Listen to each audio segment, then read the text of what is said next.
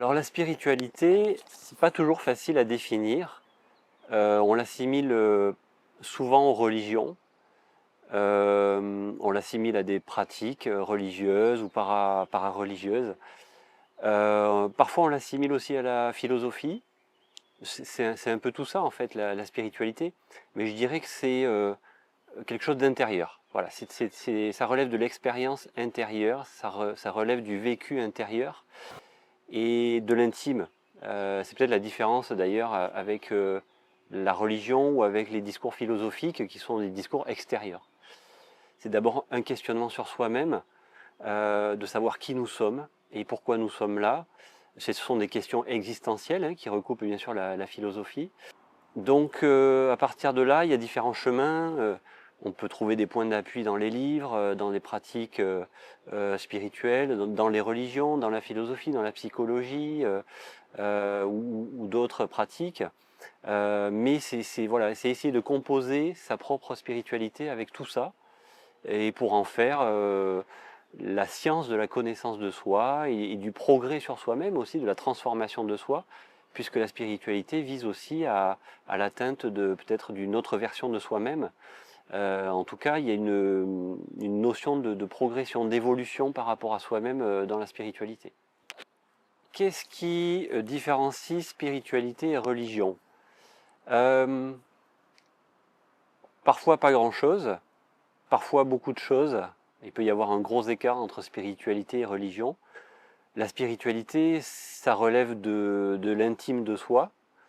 La religion, ce sont des systèmes cohérents qui sont plutôt des systèmes traditionnels, qui sont parfois modernisés, mais c'est un héritage. C'est plus un héritage de textes sacrés, de paroles sacrées, de traditions donc qu'il faut interpréter ou de rituels qu'il faut suivre.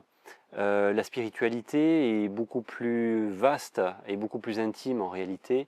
La spiritualité peut aller vers beaucoup de choses différentes de la religion, comme la psychologie, les sciences, la biologie, pourquoi pas le symbolisme, pourquoi pas les mathématiques, etc., ou la philosophie.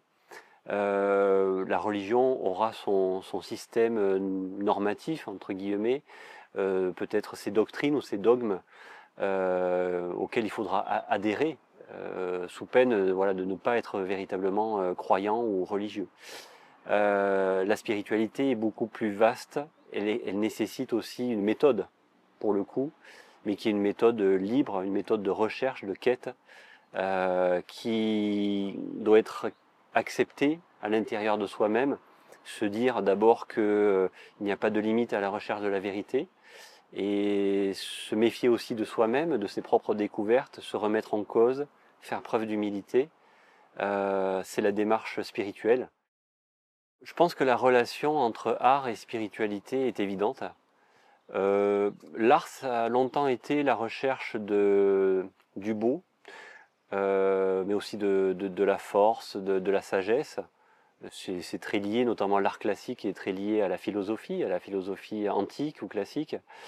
Donc oui, il y a une recherche du sens, une envie aussi de révéler le sacré ou de révéler l'invisible, des choses qu'on ne voit pas. Donc je dirais que le rapport est assez évident, oui, entre l'art et la spiritualité. À partir du moment où l'artiste est en recherche, je pense que l'artiste est dans une forme de spiritualité. Après, l'art, c'est aussi les émotions qu'on ressent face à une œuvre d'art.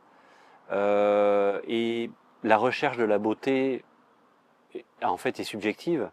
Donc la vraie question, c'est qu'est-ce que on éprouve face à une œuvre d'art? Comment ça résonne en nous? Pourquoi on y voit quelque chose de beau ou quelque chose de moins beau? Pourquoi ça nous choque? Pourquoi ça nous rebute? Et à partir de là, si on s'interroge sur ça, ça veut dire qu'on essaye de mieux se connaître et de comprendre les mécanismes qui nous amènent à voir quelque chose qui nous dérange, quelque chose qui nous plaît. Et si on est dans la connaissance de soi grâce à l'art, ça veut dire qu'on est dans la spiritualité. Donc je dirais que l'art contemporain, notamment, n'est pas du tout opposé la spiritualité, il peut même le nourrir, même si c'est un art, et je dirais, surtout si c'est un art déroutant. Oui, je dirais que ce qu'il y a d'essentiel dans l'approche de l'art et de la spiritualité, c'est ce qu'on appelle le domaine du sacré. C'est-à-dire qu'à partir du moment où l'artiste, ou alors l'individu qui regarde l'œuvre d'art, il voit quelque chose de sacré, ça veut dire qu'on est dans la spiritualité en réalité. Et le sacré, il se manifeste à un moment donné, ou il peut ne pas se manifester aussi face à une œuvre d'art, mais s'il se manifeste dans l'esprit de celui qui regarde, ou dans l'esprit de celui qui est en train de composer l'œuvre d'art, ça veut dire qu'on est dans la spiritualité. Le sacré, c'est peut-être l'irruption d'une intuition, ou d'un chemin de pensée qu'on n'avait pas vu, et peut-être le fait de toucher à quelque chose d'essentiel, ou de très profond. Et quand cette émotion-là naît, ça veut dire pour moi qu'on est dans la spiritualité.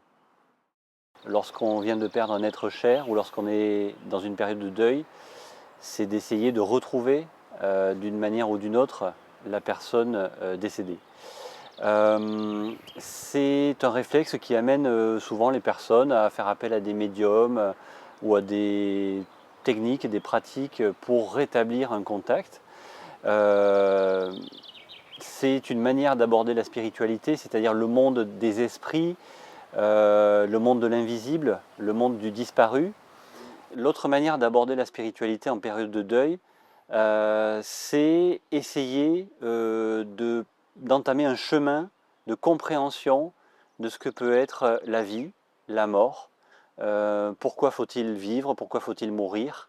Quel est le sens de notre passage sur Terre? Toutes ces questions que l'on peut aborder à travers plein de disciplines différentes, plein de pratiques, donc par la psychologie, par la philosophie, par la métaphysique, ou par des traditions religieuses, des messages de sages, de sagesse. Donc ça, c'est une vision de la spiritualité en période de deuil qui me semble plus adaptée. Et c'est une quête en fait, c'est une spiritualité qui implique une recherche, une quête, et souvent les personnes qui sont dans cette forme de spiritualité la continuent même après la fin de la période de deuil. Le tatouage a un côté très spirituel, il a même un côté de quête spirituelle, il se rattache directement au symbolisme.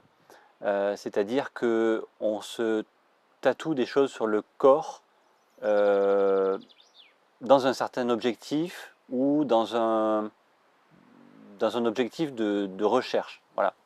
Alors soit effectivement on se tatoue quelque chose qu'on considère comme étant une réponse, ou un gris-gris, une sorte de superstition, soit on se le tatoue comme une voie, comme un questionnement, et comme une voie symbolique de progression sur soi-même.